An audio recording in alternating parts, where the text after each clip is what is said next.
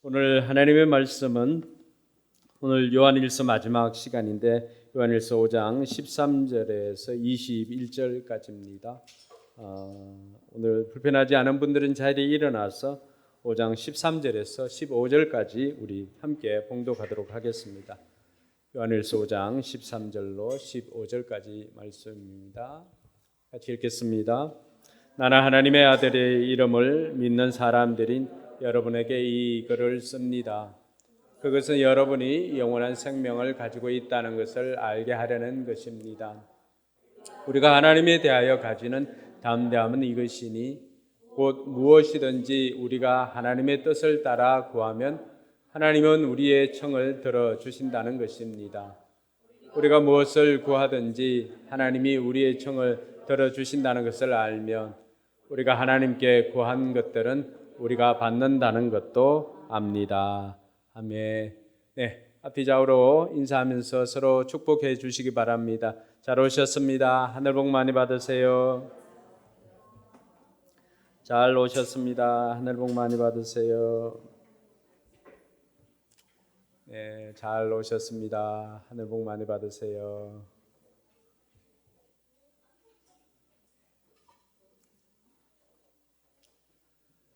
여러분들 예배에 집중해야 되는 이 시간에 왜 이렇게 일어나서 서로를 축복할까요? 하늘 복 많이 받으라고 복을 빌어줄까요? 왜 그럴까요? 두 가지 이유 때문에 합니다. 한 가지는 여러분이 다른 사람에게 복을 빌어주는 축복의 사람이라는 것을 알게 하기 때문입니다.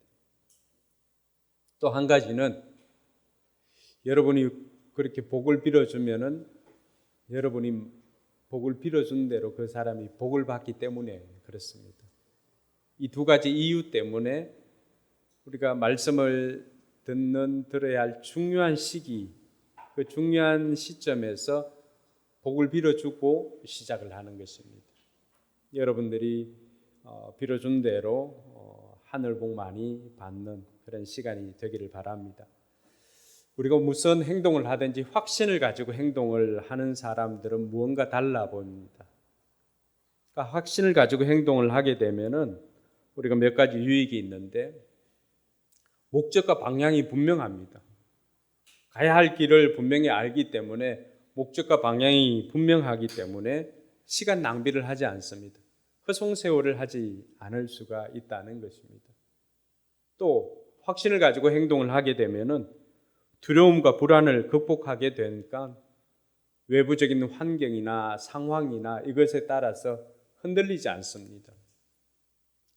외부적인 상황이나 환경으로 인하여서 흔들리지 않게 되는 것은 내가 지금 걸어가고 있는 이 길이 옳다라고 하는 그 확신을 가지고 있기 때문에 어떠한 어려움이나 이런 것이 오더라도 그 길을 묵묵히 걸어갈 수가 있는 것입니다. 그리고 자기가 가는 길에 의심하지 않으니까 일관성을 가지고 꾸준함을 가지게 됩니다. 그렇게 되면은 더 많은 성과를 얻을 수가 있습니다.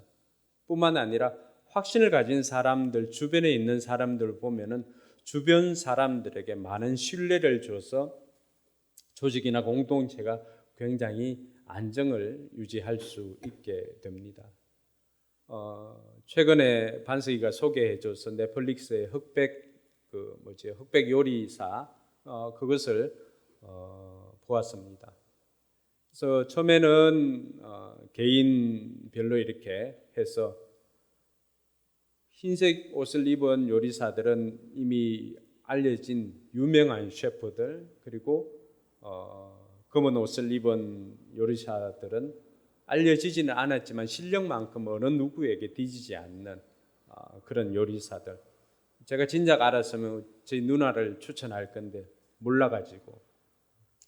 그래서 다양한 사람들이 나와서 경쟁을 합니다. 그래서 100명이 나와서 흰색 옷을 입은 요리사가 20명이었고 검은색 옷을 입은 사람이 80명이었는데 그 가운데 줄여서 20명인가요? 예, 그렇게 만들었습니다. 제가 관심 있게 보았던 것은 팀전 할 때입니다. 같은 팀에서 두 팀씩 나누어서 하나는 고기 요리, 하나는 생선 요리를 가지고 경쟁을 할 때였는데 목회자다 보니까 어떤 것을 보더라도 거기에 교훈이 될 만한 것, 도움이 될 만한 것, 그런 것을 눈여겨봅니다. 제가 그분들이 하는 요리가 뭐 그리 대단하게 관심이 있겠어요. 근데 그것을 보면서 지난번 팀전 할 때 굉장히 충격적인 것을 저는 깨닫게 되었습니다. 그 이유는 리더에 따라서, 리더의 확신 있는 리더에 따라서 그 결과가 달라지더라고 하는 것입니다. 두 팀 다 승리한 팀은 다 리더가 확신을 가지고 서로 다른 요리사들, 그 사람들 일반적으로는 다들 그 리더의 자리에 있었던 사람들이잖아요. 그런데 그 리더들 중에도 리더를 뽑아가지고, 팀장을 뽑아가지고 그 미션을 진행하는 건데, 뽑혀진 리더가 확신이 없으니까 이 사람 저 사람에게 의견을 구하다가 때로는 자정질환하는 것을 보게 되었고요. 그 리더가 확신이 없으니까, 확신을 주지 못하니까 팔로워들이 잘 따라오질 않습니다. 그래서 서로 이견을 내고 어떤 한 요리사는 계속해서 부정적인 메시지만 계속해서 보냅니다. 권위에 순종하지 않고, 세워진 권위에는 일단 순종을 해야 그 팀이 움직여 나가는데 전혀 그렇지 못한 모습을 보이니까 나중에 실력 차이, 맛의 차이는 큰 차이가 없었습니다. 그렇게 해봐야 5명이 이쪽 찍고 한 거, 그러니까 5명이 찍으니까 10명이 이쪽 가겠죠. 55대 45 이렇게 판가름 납니다. 어떻게 그렇게 싸워도 요리사들이니까, 최고의 요리사들이니까 작품은 그 시간 안에 기가 막히게 나옵니다. 근데 제가 이번 그 팀전 하는 것을 보면서 깨달았던 것은 그 최현석이라고 하는 셰프의 리더십이었습니다. 거기에는 자기보다도 훨씬 더 경력이 뛰어난 셰프가 있고, 경력상으로 보면은 범접할 수 없는 그런 셰프도 있었습니다. 그 미국에서 온 그 셰프 이름 제가 잘 기억 못한, 그 셰프는 자기가 이것을 하는 것을 동의하지 않았음에도 불구하고, 그러나 최현석이라고 하는 리더이기 때문에 그 리더가 하자고 하는 대로 동의할 수밖에 없었습니다. 그때 최현석이 중간에 나오는 멘토 중에 한 가지가 있습니다. 나를 믿고 따라오십시오. 리더가 확신을 가지고 나아가니까요, 그 팀은 일사불란하게 움직입니다. 서로 자기들이 하는 일, 자기들이 처음 경험해보지 않은, 리더의 머릿속에는 그러한 구상이 있었던 것이죠. 리더는 전체를 보지만은 팔로우들은 단면을 봅니다. 그러니까 어느 한 소속의 팀장들은 한 단면을 보다 보니까 자기 팀에게 유리한 것, 자기에게 유리한 것을 보지만 탑 리더는 어떻습니까? 전체를 보고 전체에게 도움이 되는 것을 나아갑니다. 그렇게 하다 보니까 때로는 내 생각이 맞지 않는다 할지라도 리더가 지금 바른 길을 걸어가고 있구나라고 하는 확신을 주니까 그 사람들은 팔로워들은 따라가기 시작했습니다. 그렇게 해서 나온 결과물, 여러분 미역을 이렇게 갈아서 숲처럼 이렇게 먹을 거라고 하는 생각은 상상도 할 수가 없었는데, 그런 창의적인 아이디어가 리더를 통해서 나올 수가 있었습니다. 그 결과는 최현석 팀이 승리를 하게 되었습니다. 이것이 확신을 가지는 리더가 걸어가니까 주변의 팔로워들도 함께 따라가니까 결과까지도 얻더라고 하는 것입니다. 오늘 요한이 이 글을 기록한 것도, 요한이 보니까 성도들 가운데는 아직도 확신이 없고 믿음이 없는 사람들이 있다는 것을 알게 되었습니다. 확신이 있게 나아가면은 주변의 상황이나 환경이나 흔들림이 없는데, 확신이 없다 보니까 어떻습니까? 주변의 상황이나 환경이나 때로는 거짓 교사들이 들어와서 다른 것을 살짝 가르쳐주면 그게 혹하는 경우가 있더라고 하는 것입니다. 그래서 오늘 요한은 13절에 이 글을 쓴 목적에 대해서 그렇게 말합니다. 우리 13절 한번 읽어볼까요? 시작. 나는 하나님의 아들의 이름을 믿는 사람들인 여러분들에게 이 글을 씁니다. 그것은 여러분이 영원한 생명을 가지고 있다는 것을 알게 하려는 것입니다. 내가 오늘 하나님의 아들의 이름을 믿는 사람들이 여러분에게 이 글을 씁니다라고 했습니다. 요한일서는 신자들에게 하나님이 주신 영생을 확신시켜주고자 쓴 편지입니다. 요한이 여러 가지 성경을 썼죠. 요한 1, 2, 3서도 쓰고 요한복음도 썼습니다. 근데 요한의 특징은 이 글을 왜 쓰는지를 항상 밝힙니다. 오늘 요한 1서 마지막에 되어서 왜 이 편지를 썼는지를 밝혔는데 하나님의 아들의 이름을 믿는 사람들인 여러분에게 이 글을 썼다라고 하는 거죠. 왜 썼다라고 하는 거죠? 여러분에게 영원한 생명을 가지고 있다는 것을 알게 하려고 이 글을 썼다는 것입니다. 자, 여러분에게 영원한 생명이 있다는 것을 알게 하려고 이 글을 썼다라고 하는 것은 무슨 의미입니까? 반대로 영원한 생명이 있음을 모르는 사람도 있다라고 하는 거죠. 영생이 있음을, 영원한 생명이 있음을 확신하지 못하는, 확신이 없는 사람들도 있기 때문에 이 글을 썼다라고 그렇게 말하고 있습니다. 반면에 요한복음을 보면은요, 요한이 요한복음을 왜 썼는가를 요한복음 20장 31절에 이렇게 밝히고 있습니다. 여기에 이것이나마 기록한 목적은 여러분으로 하여금 예수가 그리스도요 하나님의 아들이심을 믿게 하려고 또 그렇게 믿어서 그의 이름으로 생명을 얻게 하려는 것입니다. 그렇게 되어 있습니다. 요한복음은 요한 1서와는 조금은 차이가 있습니다. 요한복음은 믿지 않는 사람들이 예수가 그리스도인 것을 알아가게 하려고 썼다라고 하는 거죠. 예수를 모르는 사람에게 예수님을 알려주기 위해서 쓴 글이 뭐라고 하는 거죠? 요한복음입니다. 그래서 요한복음이 초급반이라고 한다면 요한 1서는 무슨 반일까요? 상급반이죠.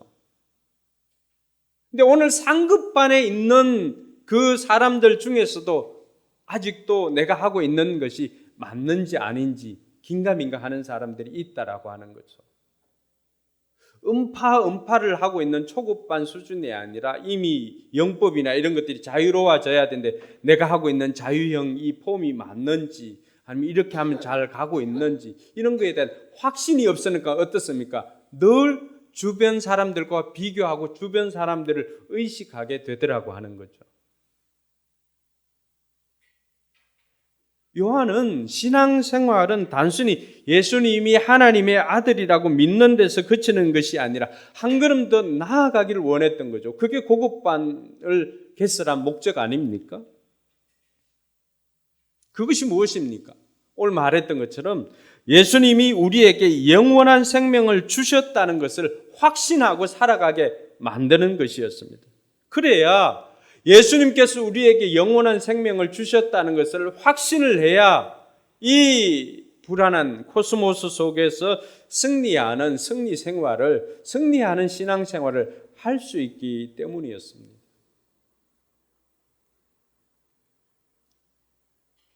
오늘 요한이 요한 1서 당시 써보냈던 이 사람들 그들만 확신이 없을까요? 우리는 어떻습니까? 아니 여러분들은 어떻습니까? 여러분들은 여러분 안에 영원한 생명이 있음을 확신하십니까? 요한 당시에 있었던 사람들이나 오늘 이 시대 형제 교회 안에 있는 성도들에게 이 편지를 한 거잖아요. 요한 당시의 성도들이나 교회 안에 이 시대 교회 신앙생활을 하고 있는 우리에게도 확신이 없는 이유가 뭘까요? 왜 확신이 없을까요? 확신은 다른 말로 믿음입니다. 믿음은 있지만 확신이 부족한 사람들, 믿음 자체가 확신인데 조금은 못 쓰면 되지만 실상은 믿기는 믿지만은 확신이 없는 사람들이 많이 있습니다. 영생을 얻었는가 물어보면은 다들 자신 있게 대답하는 사람들 그렇게 많지 않습니다. 그래서 지난 시간에는 하나님께서 이것을 위해서 세 가지 증거를 하면서 하나님께서 직접 증거하셨습니다. 그 세 가지 증거한 것이 무엇입니까? 늘 새롭죠. 그래서 이게 제가 설교하는 이유이기도 합니다. 물과 피와 성령입니다. 사람이 증거하는 것도 우리가 듣고 믿는다라고 한다면 하나님께서 증거하는데 왜 믿지 않느냐라고 요한이 반문을 하였던 것이죠. 하나님께서 직접 증거한 것이 무엇입니까? 이 물과 피와 성령으로 직접 증거한 것이 무엇입니까? 그것은 예수가 그리스도이시고 예수가 하나님의 아들이시다라고 하는 것을 하나님께서 직접 증거하셨습니다. 그런데 그 아들에게 뭐가 있는 거죠? 예수님께서 하나님의 아들이신데 그 아들에게 뭐가 있다라고 하는 것입니까? 요한일서 5장 11절 12절에 아들에게 뭐가 있어요? 아들에게 생명이 있다는 것입니다. 하나님의 아들이 없는 자에게는 생명이 없지만 하나님의 아들이 그 심령 가운데 있는 사람에게는 생명이 있다는 것입니다. 근데 사람들은 하나님의 아들을 믿고 있지만은 정작 자기에게 영원한 생명이 있다라고 하는 것은 알지 못하고 믿지 못하고 살아가는 사람들이 더욱더 많이 있더라고 하는 것입니다. 예수님을 믿는 자는 자동적으로 이 영원한 생명을 누리고 영원한 생명을 소유하고 있는데 많은 사람들이 확신이 없더라고 하는 것입니다. 그 이유는 확신은 나에게서 찾기 때문입니다. 우리가 확신의 삶 공부를 해봤어도 알 수 있겠지만은 확신을 나에게서 찾으면 늘 자신이 없습니다. 내 삶을 보니까 내가 천국 갈 것인가 말 것인가, 이렇게 살아서 천국 가겠나, 번번이 죄 앞에서 유혹 앞에서 넘어지는 내 자신을 보니까 자신이 없는 거예요. 그래서 그 근거를 내게서 두니까 우리가 확신할 수가 없는 것이죠. 그래서 요한이 가르쳐 주는 것은 그 확신의 근거는 내게 있는 것이 아니라 누구에게 있는 것이에요. 하나님의 아들을 영접하고 하나님의 아들을 모시고 있는가가 없는가가 확신의 근거라고 하는 것입니다. 여러분들 예수를 구주로 영접하셨습니까? 예수님이 하나님의 아들이심을 믿습니까? 그러면은 그분 안에 영원한 생명이 있기 때문에 여러분들에게 영원한 생명이 있다는 것입니다. 여러분 동의하십니까? 이것이 요한이 말하고자 한 것입니다. 그러면은 이런 확신의 근거를 하나님과의 관계를 통해서 가지고 있다면 그럼에도 불구하고 확신이 없는 사람은 하나님에 대한 불신 때문입니다. 하나님을 믿지 못하니까 하나님께서 하신 말씀을 믿지 못하는 것입니다.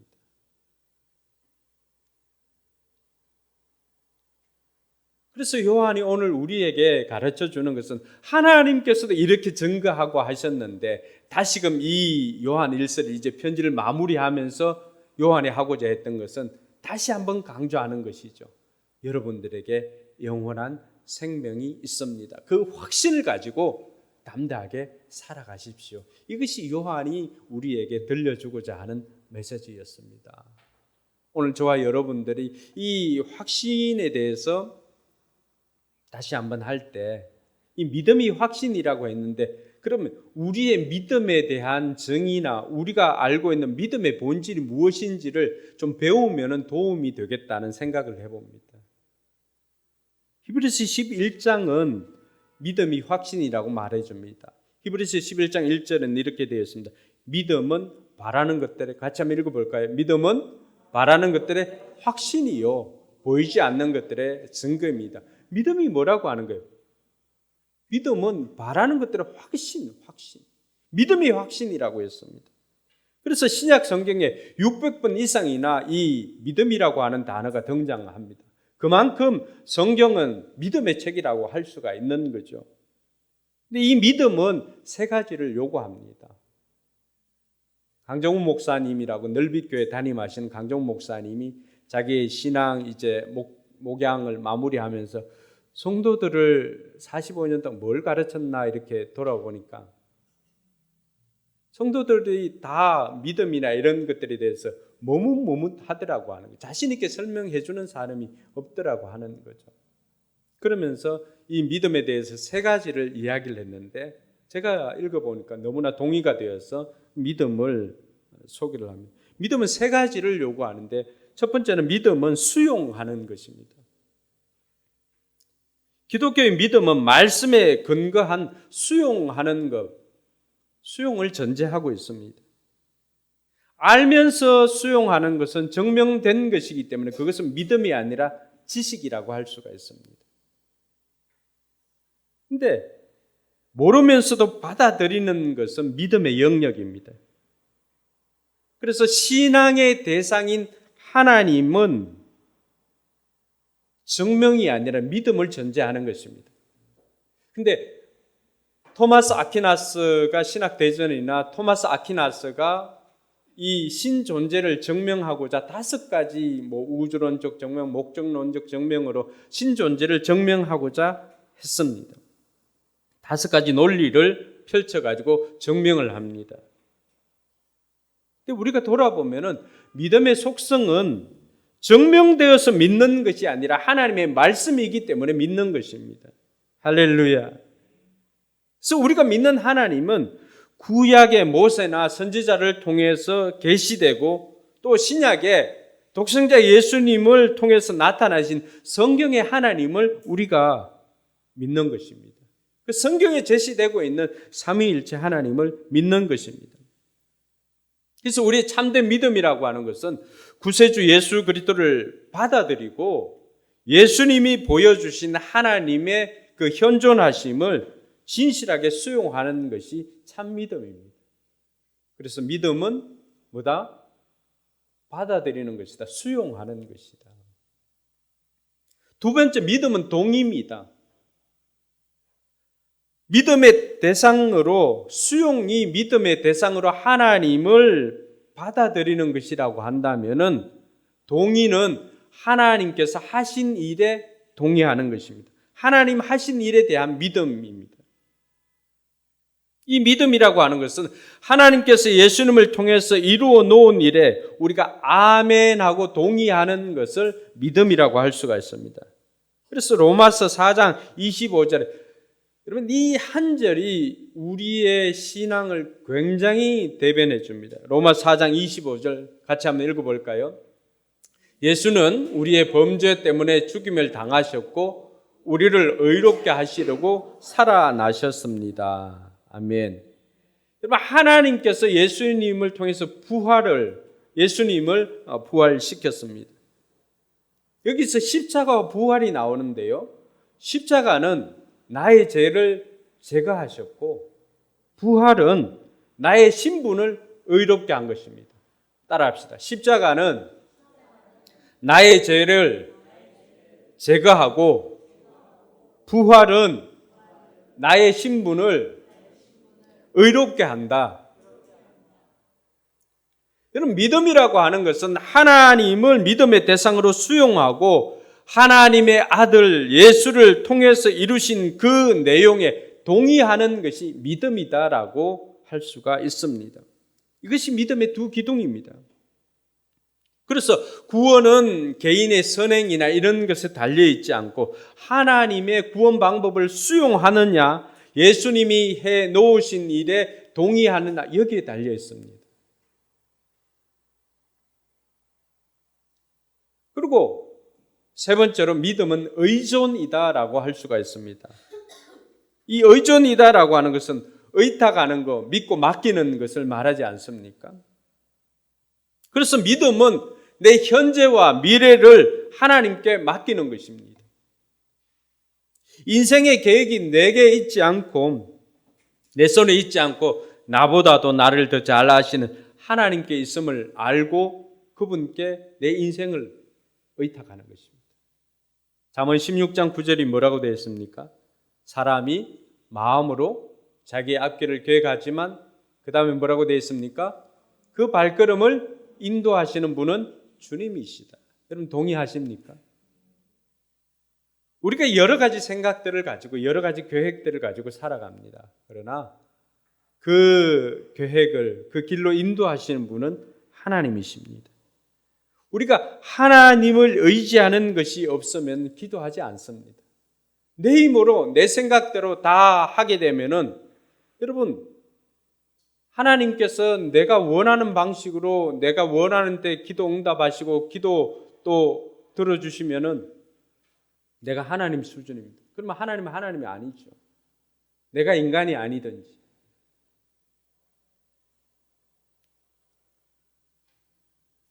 우리가 하나님 앞에 기도하면 하나님께서 책임져 주실 것이라고 하는 그 믿음을 가지고 있기 때문에 기도가 무엇입니까?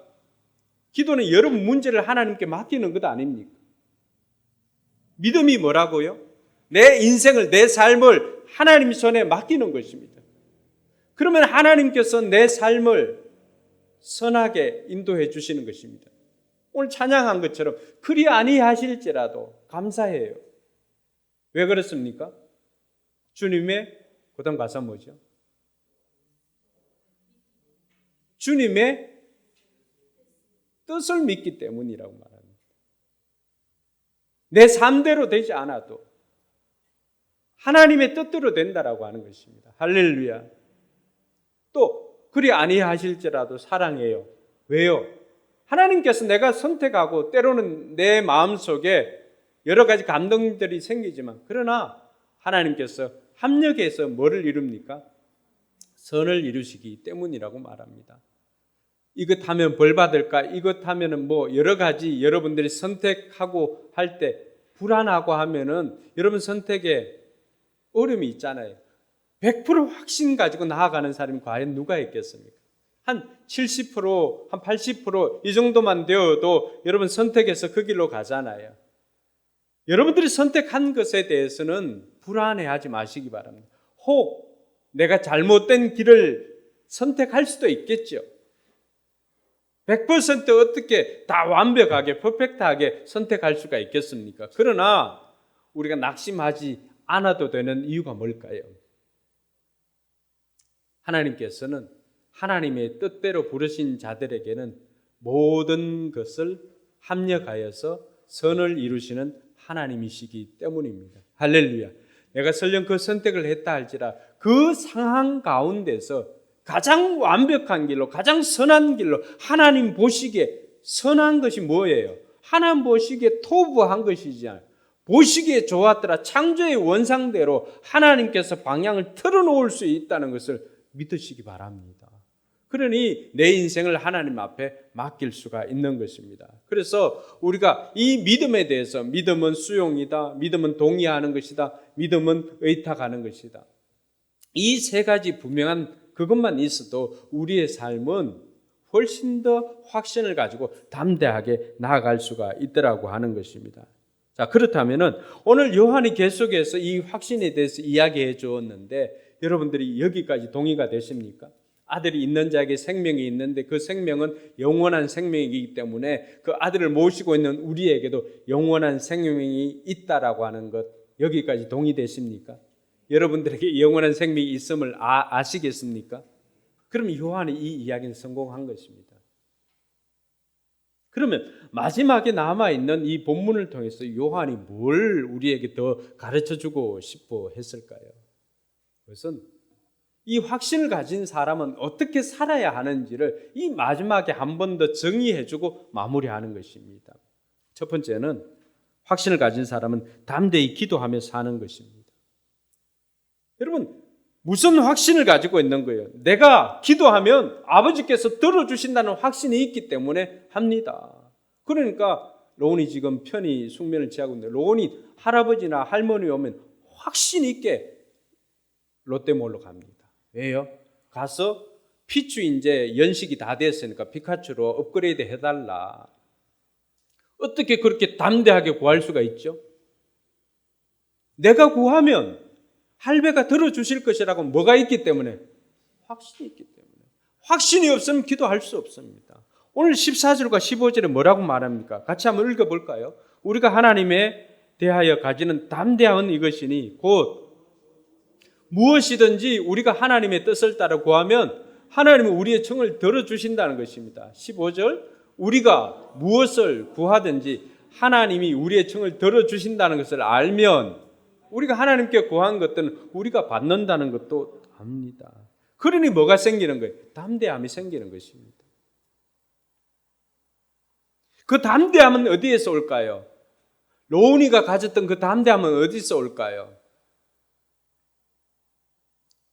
할배와의 사귐을 통해서 친밀한 관계 속에서 나오는 담대함입니다. 할배와 그런 관계가 없다면은 롯데몰에 따라가지도 않을 뿐더러 롯데몰에 가서 풍선이 아니라 더 큰 피카츄를 구할 수 있는 용기나 이것이 어디에서 나옵니까? 그동안 할배와 충분한 관계를 통해서 친밀한 관계가 되었기 때문에 저 어린 나이에도 할배는 내가 원하면 다 들어주시구나. 이것이 확신이 생겼기 때문입니다. 그것이 담대함입니다. 관계에서 오는 것입니다. 우리가 기도 응답이라고 하는 것도 마찬가지입니다. 나 안에 영원한 생명이 있으면은 내게 영원한 생명을 주신 분은 누구예요? 독생자 예수도 아끼지 않고 나를 위해서 내어주신 분이 누굽니까? 내가 아버지라고 부르는 그 하나님이십니다. 내가 아버지라고 부르는 그 하나님, 독생자 예수도 아끼지 않고 자신이 가장 귀한 것도 아끼지 않고 나를 위해 내어주신 분이라고 한다면은 나를 위해서 무엇을 아끼겠느냐라고 하는 것입니다. 그 관계를 통해서 하나님에 대해서 알아가니까 뭐가 생기는 거예요? 담대함이 생기는 것이죠. 그 담대함으로 말미암아 뭘 하는 거예요?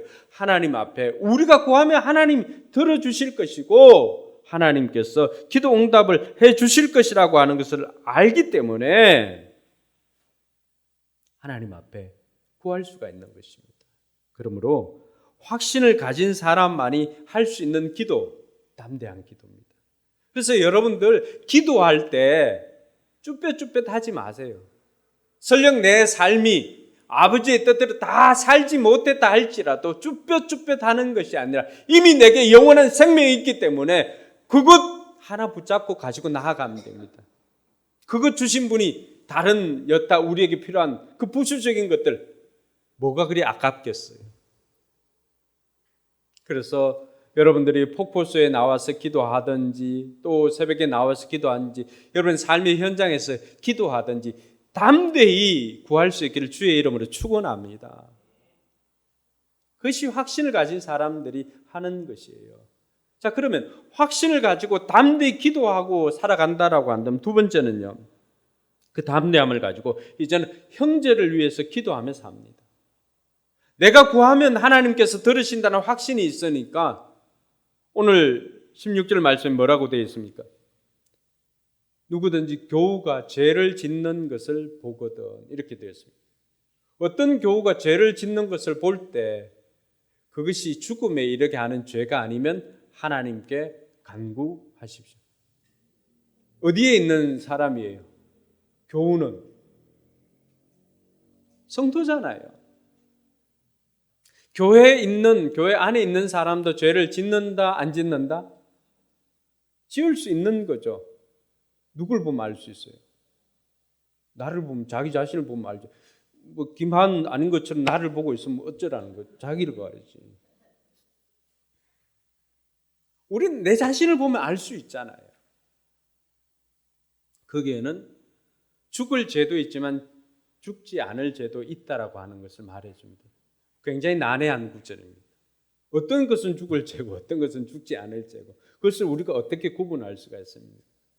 성경에는 용서받지 못할 죄에 대해서 몇 가지를 이야기를 합니다. 성령을 회방하거나 성령님을 모독하는 죄, 그래서 용서받지 못할 죄라고 말하고 있습니다. 계속해서 진리를 거부하는 것, 이것도 용서받지 못할 죄라고 말합니다. 그리고 믿음 생활을 하다가 은혜 생활을 하다가 타락해서 떠난 자들, 용서받지 못할 자라고 그렇게 이야기를 합니다.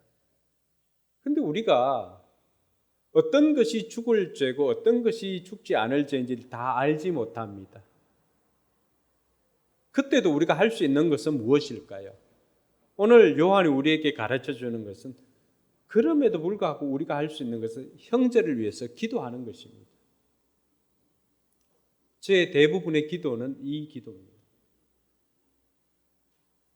목사의 눈에 볼 때도 우리 성도들의 삶 가운데 저렇게 살면 안 되는데 라고 하는 부분들이 보일 때가 많이 있습니다. 성경에서 말하고 있는 그 삶에서 벗어나는 그 삶을 볼 때가 많이 있습니다. 제가 지금까지 살아오면서 경험한 것은 이런 것들을 충고하거나 또 비판하거나 이렇게 해서는 그 삶이 바뀌지 않더라고 하는 것입니다. 이번 이 요한 일서를 강해하면서 깨닫는 것, 요한이 우리에게 가르쳐 준 지혜는 그 형제를 위해서 기도하라고 하는 것이었어요. 제 대부분의 기도의 시간은 이러한 중보 기도로 시간을 보냅니다. 뿐만 아니라 여러분들이 성경대로의 삶을 살도록 기도할 뿐만 아니라 때로는 문제가 있을 때마다 그 문제를 위해서 기도합니다. 며칠 전에 우리 가정교회 지역 목자 그 단톡방에 급하게 중보기도 요청이 들어왔습니다. 저 수원 지역에 있는 권 목사님 교통사고가 나서 헬기로 지금 이송된다라고 급하게 그 사모님이 그 다른 지역 목자님께 이 카톡이 와가지고 우리 단톡방에 올라왔습니다. 그 헬기로 이송했다라고 하는 그 소식만으로도 이미 우리의 가슴은 철렁 내려앉았고 지역 목자 단톡방에는 다들 기도하겠다고 하고 저 역시도 실제로 그 내용을 가지고 그 목사님 위해서 기도하였습니다. 그리고 얼마 이제 지나가지고 몇 시간 지나고 난 다음에 처음에 기도 제목을 올렸던 목사님이 계속적으로 상황을 업데이트를 이렇게 했습니다. 놀라운 것은 우리가 그렇게 기도하고 난 다음에 진행되어진 그 순간, 여러분 큰 사고였기 때문에 헬기로 이송을 했거든요. 그런데 장기에 손상이 하나도 없습니다. 신경의 손상이 하나도 없었습니다. 고관절 쪽에만 조금의 그 손상이 있어서 그것은 수술하고 차후에 진행을 하면은 그것은 거기에 따라서 치료를 하면 된다라고 했습니다. 처음에는 의식이나 이런 것들도 장담할 수가 없었는데 의식이 너무나 또렷했고요. 할렐루야. 이것이 하나님의 뜻대로 구하는 기도였기 때문에 하나님께서 그 생명을 살려주신 거라고 확신합니다. 이것이 중보 기도의 힘입니다. 사랑하는 성도 여러분, 오늘 하나님께서는 요한을 통해서 확신을 가지고 살아가는 사람들이 해야 할 일을 가르쳐 주고 있는데 그것은 바로 모든 영원한 생명을 가진 사람들은 중보 기도자라고 하는 것을 가르쳐 주고 있습니다. 그럼 우리가 하나님 앞에 그렇게 고백해 볼까요? 하나님, 나는 중보 기도자입니다. 영원한 생명이 있는 모든 사람들은 하나님께서 오늘 그 생명이 있는 사람을 아는 사람들은 자신이 먼저 기도하는 사람이 되어야 되고 그리고 그 기도한 것을 들어주신다는 것을 아는 사람들은 이제는 형제를 위해서 기도해야 하는 사람인 것을 가르쳐주고 있는 것입니다. 그러므로 저와 여러분들이 더욱더 확신 가지고 형제들을 위해서 기도하는 저와 여러분들이 되길 주님의 이름으로 축원합니다. 세 번째는 승리의 삶을 누리며 삽니다. 오늘 18절과 19절에 보니까요. 하나님에게서 태어난 사람은 누구든지 죄를 짓지 않는다는 것을 우리는 압니다. 하나님에게서 태어나신 분이 그 사람을 지켜주심으로 악마가 그를 해치지 못합니다. 이렇게 되어 있습니다.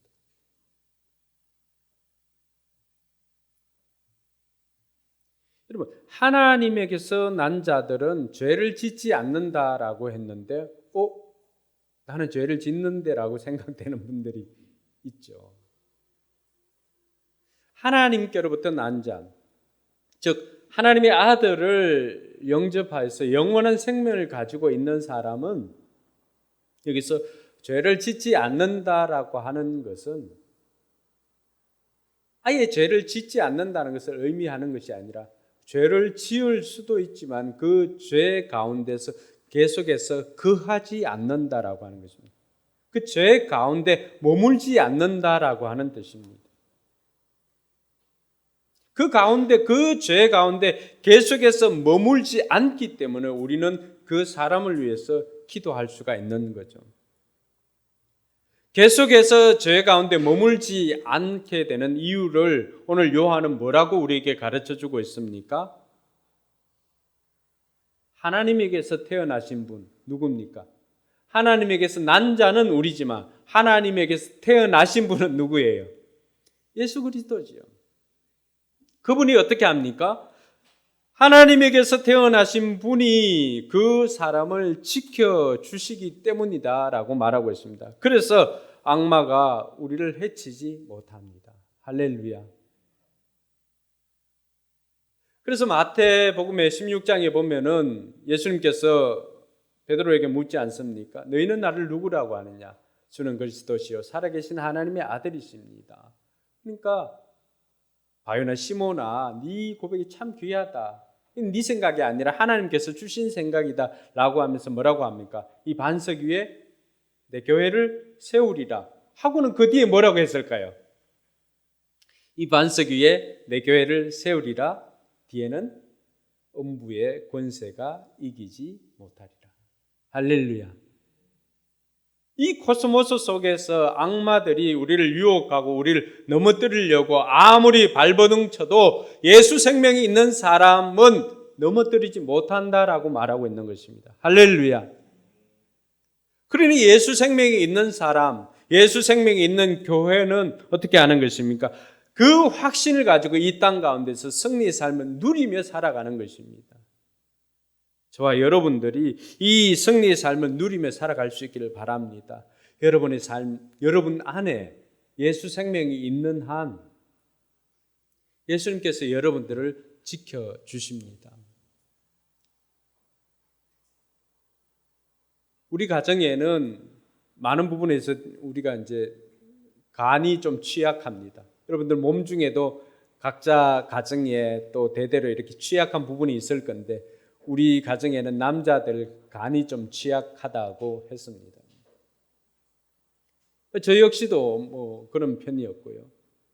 그래서 어느 날 성령 사역하시는 분을 통해서 그 하나님의 뜻을 알게 되었습니다. 사탄이 우리 가정을 없애려고 이 남자를 공격하고 또 이 간을 공격하였던 것입니다. 저도 간에 손상이 있고요. 제가 그때 이제 성령 사역 하시는 분을 통해서 같이 기도하면서 제 간을 고쳐주시고 하는 그 이야기를 듣고 제 간이 좋아지는 것을 보여주었습니다. 그래서 제가 이제 한 가지 물었습니다. 반석이는 어떤가?